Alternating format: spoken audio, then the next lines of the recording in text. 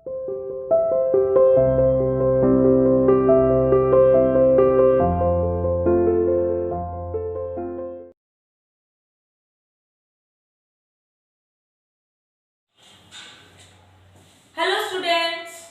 to CR International School online classes. Today I am here to teach you English grammar chapter 17 tenses. बेटा आज एक बार फिर से हम अपने चैप्टर 17 टेंसेस पर आते हैं, जिसका हमने फ्यूचर टेंस अपना कंप्लीट कर लिया। हमारा टेंस का चैप्टर हो गया है कंप्लीट, फिनिश। ओके, जिसकी कल मैंने आपको एक्सरसाइज भी दी थी फ्यूचर टेंस की, आपको fill in the blanks in correct form of verb fill करने के लिए दिया था फ्यूचर टेंस का। इसी के साथ आज हम एक रिवीजन और करेंगे टेंसेस की, जिसमें आपको किस तरह से क्वेश्चन आ सकता है, आइडेंटिफाई करना है टेंस आइडेंटिफाई करना है कि जो सेंटेंस है उसमें वो कौन से टेंस का है, उसका टेंस क्या है। ठीक है बेटा, उसके लिए आपको वर्ब का पता होना जरूरी है कि कौन से टेंस में कौन सी वर्ब यूज होती है। तो देखिए बेटा, सिंपल प्रेजेंट और सिंपल पास्ट, ठीक है, एंड सिंपल फ्यूचर। बेटा वेट, दोबारा से बताती हूं। Simple present, simple past and simple future. ठीक है, हमें इन तीनों में बताना है। तो आप देखिए, सिंपल प्रेजेंट टेंस में वर्ब की कौन सी फॉर्म यूज होगी, वर्ब की फर्स्ट फॉर्म प्लस एस या ईएस।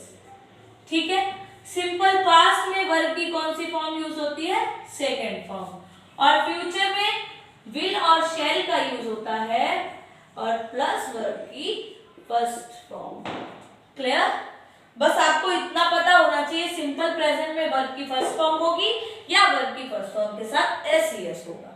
सिंपल पास्ट में सेकंड फॉर्म होती है और सिंपल फ्यूचर में विल और शैल का यूज होता है वर्ब की फर्स्ट फॉर्म के साथ। ठीक है, आपके पास एक्सरसाइज आएगी, identify the tense whether it is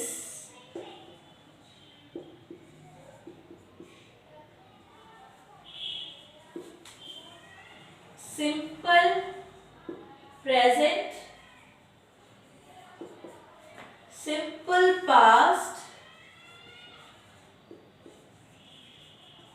and simple future। ठीक है, आपको ये बताना है कि सिंपल प्रेजेंट टेंस का सेंटेंस है या सिंपल पास्ट का या सिंपल फ्यूचर का। ठीक है, देखिए एक आपके पास आ सकता है,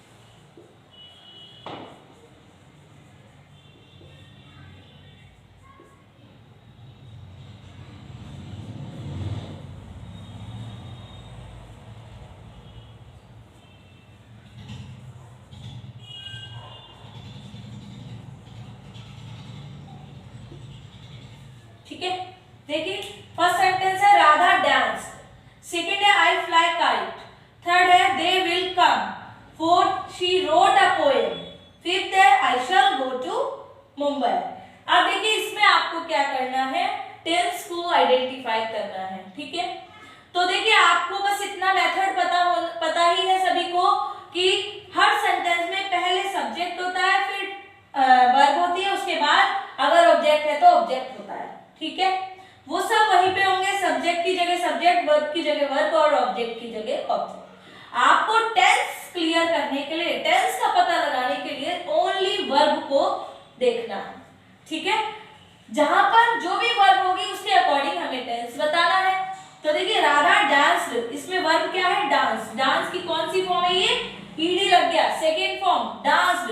तो सेकेंड फॉर्म किस में आती है? सिंपल पास्ट में। तो इसको क्या लिखेंगे हम? सिंपल पास्ट, ठीक है। नेक्स्ट है आई फ्लाई काइट। तो फ्लाई क्या है? यहाँ पे वर्ब है। कौन सी वर्ब है? फर्स्ट। फ्लाई फर्स्ट फॉर्म है ना, वर्ब की फर्स्ट फॉर्म किस में आती है? सिंपल प्रेजेंट में। तो ये हो गया सिंपल प्रेजेंट, ठीक है बेटा। नेक्स्ट है दे विल कम, वे आएंगे। कम कौन सी फॉर्म है? वर्ब की फर्स्ट फॉर्म और साथ में क्या लगा हुआ है? विल। तो ये कौन सा टेंस हो गया? सिंपल फ्यूचर, ठीक है बेटा, समझ में आया। नेक्स्ट है शी रोट अ पोएम, उसने कविता लिखी। राइट, राइट की सेकंड फॉर्म रोट यूज हो रही है यहाँ पे, तो ये कौन सा हो गया? सिंपल पास्ट, ठीक है बेटा। नेक्स्ट है आई शैल गो टू मुंबई। तो यहाँ पर वर्ब की फर्स्ट फॉर्म गो है, उसके साथ शैल का यूज हो रहा है, तो इट्स मींस ये कौन सा टेंस है? सिंपल फ्यूचर, ठीक है बेटा। Is that clear?